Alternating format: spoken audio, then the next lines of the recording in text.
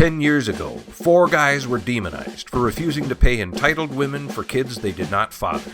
These men promptly escaped from the plantation and into the Los Angeles manosphere. Today, still wanted by the government for child support, they survive as sensible red pillars. If you have a problem with women, if no one else can help, and if you can find them, maybe you can hire the MGTOW.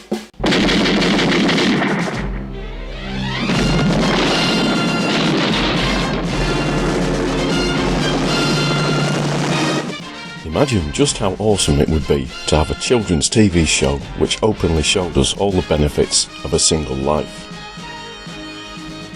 The A-Team seems to fit this description very well. 4 men who have their liberty to make decisions which suit them and nobody else. They never have to compromise or worry about appeasing any woman.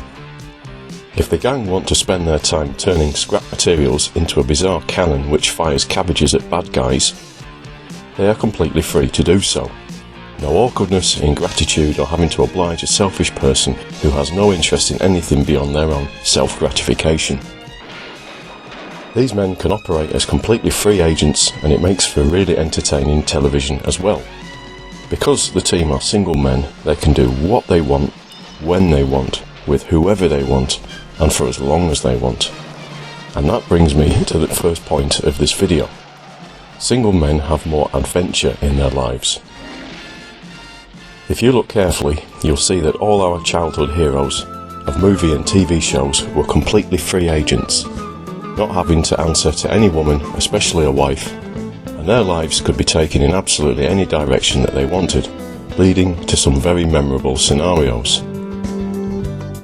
And now, on to my next observation. Wedding photos are often a good indicator that she doesn't really care about you. Probably you've already seen this pair of photos of a woman on her wedding day versus the same woman when she met the actor Rob Lowe. So let's look at the real life circumstance of Christy Jones. She was useless with money and would spend it very quickly, especially on a particular recreational white powder. What she needed was to bag herself a rich man who could fund her irresponsible lifestyle for her. By now she had dyed her hair blonde, and she did hook a wealthy solicitor by the name of Damien Cadman. I suspect his looks didn't really factor into her decision making at all, but she immediately started connecting with him. To any man who's been in a relationship with a woman, this type of situation will be depressingly familiar.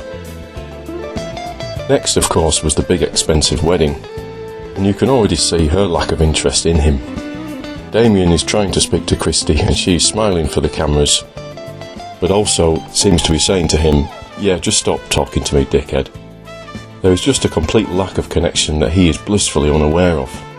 The honeymoon was, of course, paid for by Damien, and they chose to take a long flight over to Asia, specifically Cambodia. And as you would expect, he also paid for them to stay in an expensive hotel, which was more than he could actually afford. Still, Christy seemed happy enough, and they dropped off their bags, but almost immediately Christy was texting somebody else. She probably told Damien some story about her needing to go out to get some sanitary products, and she left the hotel to go straight to the worst part of Phnom Penh because she was eager to, yes you guessed it, sample a large quantity of their local recreational white powder. Unfortunately, Christy inhaled so much of the stuff that she actually died.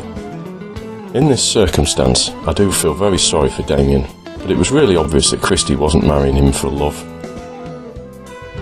And both of them had completely different plans about what they would do with the time they spent on their honeymoon. If you really want an example of genuine burning desire, have a look at this photo of Carrie Fisher with her boyfriend at that time, future RoboCop actor Peter Weller. Look at the way she is gazing at him. Peter seems to be ignoring her, and she loves it. Women are strange creatures. She clearly cannot wait to get some more of his RoboCop. And if you want an even better example, check out this picture of when the actress Grace Kelly met John F. Kennedy. She had just married Prince Rainier of Monaco, a country which is actually smaller than New York's Central Park, and now she's looking at the most powerful man in the world. Basically, she was ready for him there and then. And knowing Kennedy, he might have even taken advantage of the situation. And now my final observation. You'll be expected to thank her for stupid gifts.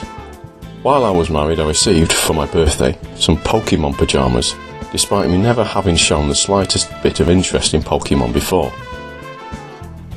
Now, there are a number of interesting characters to have emerged from my region of England over the years, but I can tell you as a fact that Pikachu is not one of them.